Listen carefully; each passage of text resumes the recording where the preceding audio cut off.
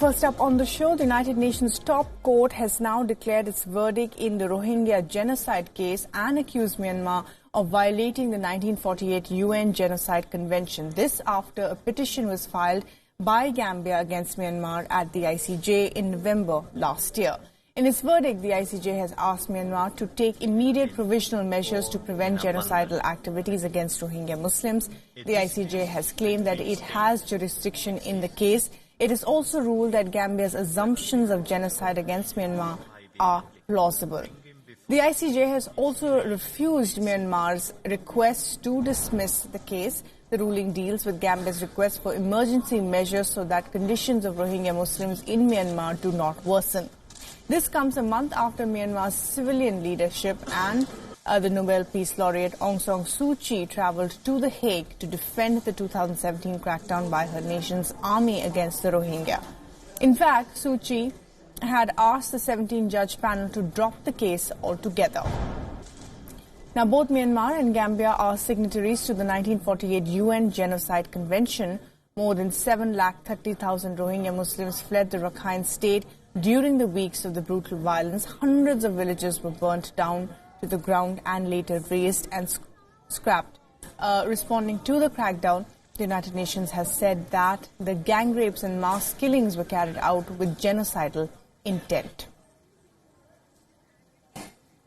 So this is, of course, an important verdict at the ICJ, which has put us on, put the Myanmar government in a spot, given the fact that it has said that there is legitimacy to the claims being made by the fact-finding committee against Myanmar as far as atrocities against Rohingya Muslims is concerned, and also said that there was a plausible cause that genocidal intent was present. The court also said that the Rohingya in Myanmar remain extremely vulnerable.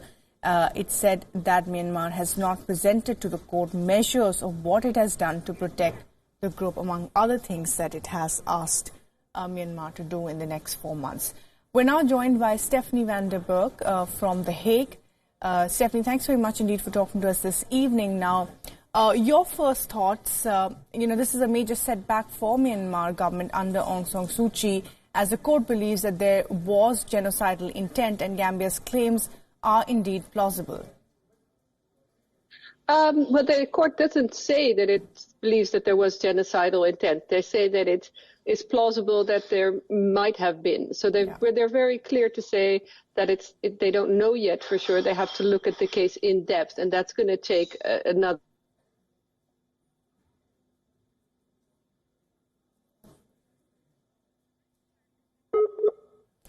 Right. So Stephanie, of course, speaking to us, saying that the court is going to be looking into the plausible claims being made at this point by Gambia that there may have been intent of genocidal activity. And Stephanie, go ahead and finish what you were saying. We lost you there for a second. Okay, no, I was saying that the court hasn't found that there is genocidal intent per se, but that they have found that it's not entirely implausible or unbelievable to think that there might have been. So this is just, these measures are just a kind of emergency way of having a kind of injunction where you make sure that a situation that you think might have been bad just doesn't get worse, and that the group is protected while they look into if there was indeed genocidal intent. Right, absolutely. But while reading its observations, the court also said that Myanmar had not presented to the court measures of what it had done to protect the Rohingya as a community. It also asked Myanmar to take provisional measures, submit a report, ensure that there's no destruction of evidence, and act against its own military if they were complicit in this case.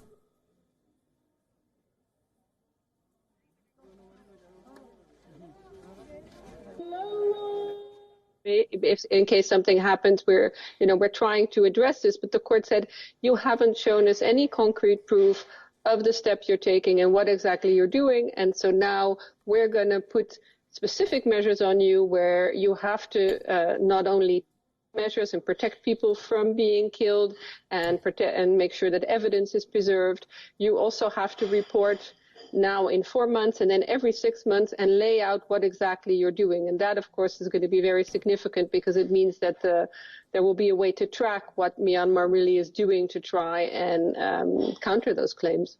Right, absolutely. Stephanie, thanks very much indeed for joining us this evening and sharing your thoughts on what the court has said. Of course, they're saying that there is a real and imminent risk of prejudice against Rohingya Muslims. Thanks for that.